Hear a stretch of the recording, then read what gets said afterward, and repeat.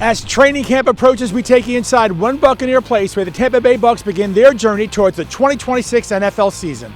After falling short of their expectations last season, the Bucs entered the offseason determined to get better. Armed with key free agent additions and a solid draft class, the work begins with mastering the details. They're getting schemes down on both sides. That's important. We're starting to understand situational football a little better. We just got to keep working on that. So that's really the basis of it. Now for the Bucs, every new season always begins with preparation and, of course, mastering the details. But I ask players, what feels different this year? Yeah, there's definitely a lot more energy. When you lose guys that have been here for a long time, like Levante and Mike and Dean and just others, people kind of wait around and wait for those guys to make a play or say something. And when you get new faces, and obviously Nacho's been here before, but you get guys that come in and spark a new energy, maybe it's trash talk or just the way they approach the game, it uplifts everybody. And so it's been really fun to see all the new pieces on defense. That in itself brings a lot of energy. And so it's made every single practice competitive. That's the type of energy and competition that we're having right now, which is really good for the Bucs. Yes, there's a different energy surrounding this football team. The roster has been built. Now the challenge is bringing all those pieces together. GM Jason Light attacked the offseason with a clear vision. Build a deeper, tougher, and more complete football team by blending proven free agent veterans with another outstanding draft class. And it all started with reshaping the defense. Veteran free agent linebacker Alex Anzalone brings leadership, toughness, and experience. Second-round draft pick linebacker Josiah Trotter adds another physical presence in the middle. Free agent edge rusher Al-Quadin Muhammad arrives after an 11.5 sack season, while veteran defensive tackle Ashawn Robinson adds size, strength, and physicality to the defensive front. And with the 10th overall pick, the Bucs selected edge rusher Ruben Bain Jr., one of the most complete defensive players in the draft. For me, it's probably his intelligence, just his understanding of the game. Some things you can't teach that. He doesn't learn the game like a normal rookie. He does natural things that a 3 or 4 year guy can do, and that's good to see. He's amazing, and I could be even biased because my teammate, and he's a University of Miami guy, so and I went to University of Miami, but no, he's great. Just the way he picked things up, and he's just a natural. It's like he's been here before. And sometimes with rookies, there's a lack of urgency. I don't see that with him.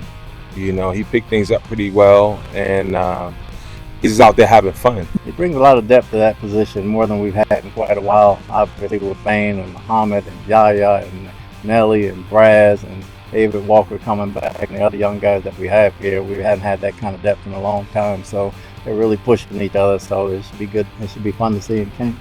I'm excited to be a part of this group, and I think we'll have a lot of fun. I don't want to give the people too much, but I do like what I see, from those guys, and it fired me up to make sure I'm doing my part.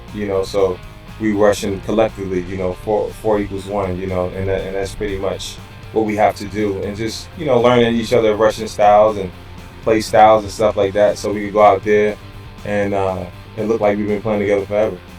Talent alone doesn't win championships. With all the new additions, leadership may become this team's greatest strength.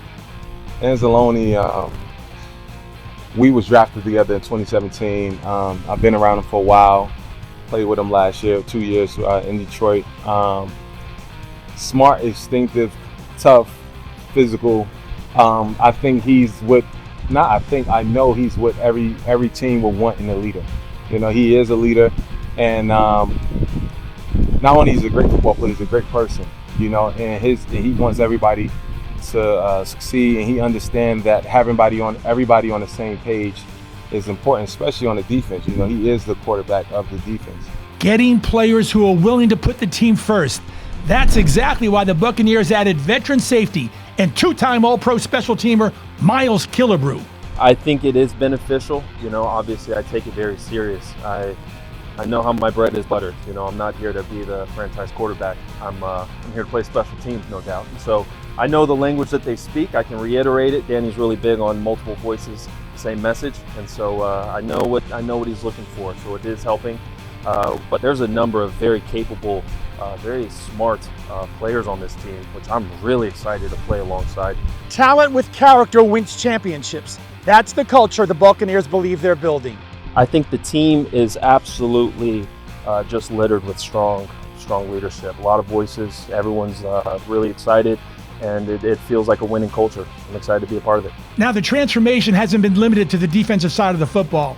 The Bucs continue to build around quarterback Baker Mayfield, creating more depth, more competition, and more playmakers throughout the offense by signing dual-threat running back Kenny Gainwell to complement Bucky Irving and Sean Tucker, and depth at wide receiver by drafting third-round pick Ted Hurst, who joins Emeka Egbuka, Chris Godwin, Jalen McMillan, Tez Johnson, and tight end Cade Otton.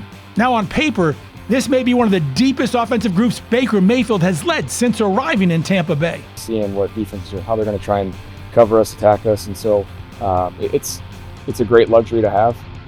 But yeah, we expect all those guys. I mean, I think Chris looks really, really good right now. Just training with him the whole offseason, and J-Mac as well. Just these guys have busted their tails, and so Chris looks like he's back into his pure form.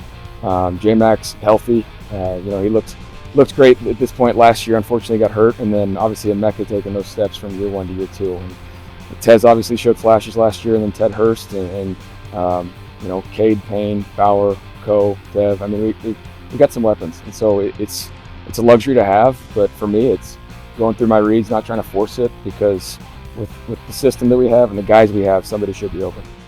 Now, one of the biggest reasons for that optimism starts right up front with the big guys. Last season, injuries forced constant adjustments along the offensive line. This year, experience returns. When those 5 guys are healthy, it's the best unit in the league. Unfortunately, they didn't take one single snap together last year, and that'll affect your play. It's too hard to win in this league without your big boys, but on the other side of it, it gave a lot of guys some experience and some reps. They were thrown into there, so you're looking at it, we have a great group up front, but we also have guys that have had experience and been thrown in the fire, so depth-wise, I feel really good about it. It's the course of the season, somebody's going to get banged up. You're going to have people sub in and do that, but I think we're prepared for that, and I think the guys are hungry just to get back out there and take control of the game, because they know how good they are when they're all rolling. For Baker Mayfield, leadership isn't measured by statistics. It's earning the respect of the players around you every single day. I think it's learning for everybody. Baker's learning too. It's still, some of the offense is old, but a lot of the offense is new. So his performance has been great. He's a good leader. He understands the game. He knows where to go with the ball. He's getting everybody on the same page.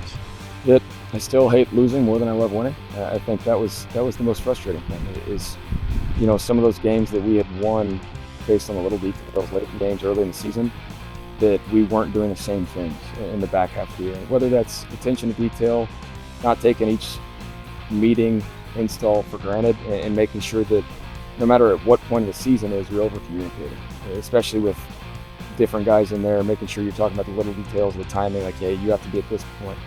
And right now, you got to be open. You're number 1 in the read, or you're last in the read. You can take your time. You can kind of mess with your release and whatnot. So just over communicating some of the conceptual things. But I learned that no matter what, I was fighting through a lot, but I was trying to be the same person for these guys each and every day. And to me, that's what a good leader does.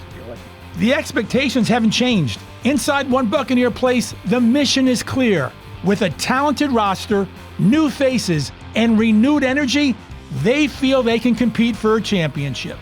No, I think there were times that trying to force the ball in certain situations. There's a lot of throws I want back. Don't get me wrong on that, but in the flow of the game, you have to react, you have to trigger it, and I've always played like that. And last year some of those plays didn't go my way, but yeah, moving forward, it's still got to be consistent for these guys each and every day, and let the big boys handle it up front and roll from there. I feel really confident about where our defense is at, and instead of trying to have to put up 30 each game, I feel confident that we're going to have a really good team.